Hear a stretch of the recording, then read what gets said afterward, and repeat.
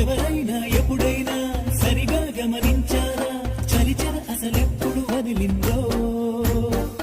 అణువణువు మురిసేలా చిగురాసలు మెరిసేలా తొలిసెగుణం ఎప్పుడు ఎదురైందో